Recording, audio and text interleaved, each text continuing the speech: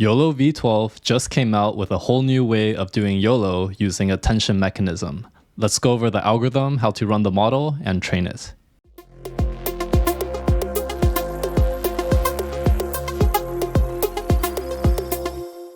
If you're new to my channel, make sure to check out the links in the video description and subscribe for more robotics and AI.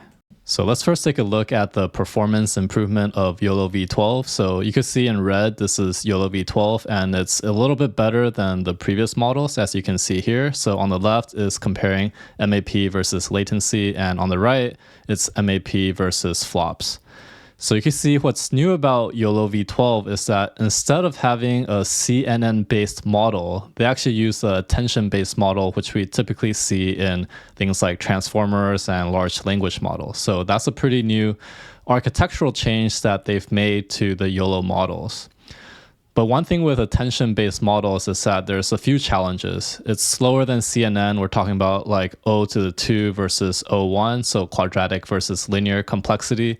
There's some overhead time for some of the calculations for the attention mechanisms, and it's inefficient for memory access. So what this paper talks about is how they address these challenges. So one of the things to notice is that here is the local attention that they typically do out there. So we have the crisscross, window, and axial.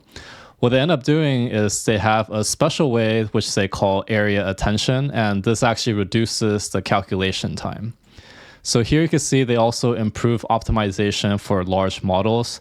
There's some issues that's existing without this. So this method is called the R-ELAN. So you could go ahead and read more about how this model actually helps with the large models that they use.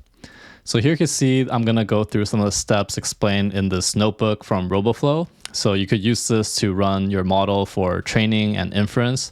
But first thing you want to do is go ahead and install the YOLOv12 GitHub. Once you do that, make sure you have this set up here. So download the example, which will be using a picture of a dog. So in here, this is the main code for inference, or you're running your model. So just call YOLO and then pass in the YOLO12. Here we're using the large, that's the L here.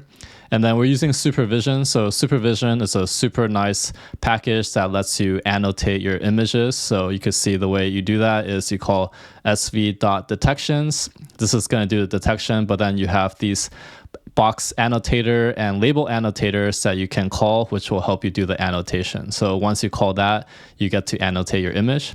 So you can see here, this is a picture that they're annotating. Next up, you want to go ahead and do some custom training. So to do that, you could get your data sets. Here we're pulling from RoboFlow Universe. You could get it from wherever you want. On RoboFlow Universe, I have a bunch of data sets available. So here we're pulling it from here. This is a circuit voltage data set. So we're going to see how we could detect things like resistors and things like that. Once you do that, you need to make sure to convert it to the correct format for YOLOv12. So once you do that, then you should be able to get your data set ready for YOLOv12. So to fine tune it, just go ahead and call this. It's very simple. You have model equals YOLO, and then here we're using the small model.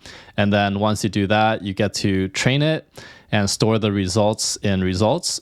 So you can see the results here. Make sure that you get all your data from the runs, detect, and train folder. This is where all of your results will be located. So if you look at the confusion matrix, you can see this is the performance.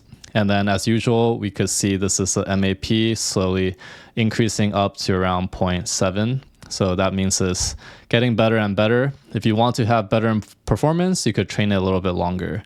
But here you can see if we want to run our final model that we just trained on, what you can do is use the best.pt, and this will allow us to get the trained weights into our model so we could run inference using the custom data set. So here's the example that we're running, and we're able to detect the resistors and voltage symbols and ground symbols in our circuit. So if you found this video helpful, give a like and subscribe, and I'll see you in the next one.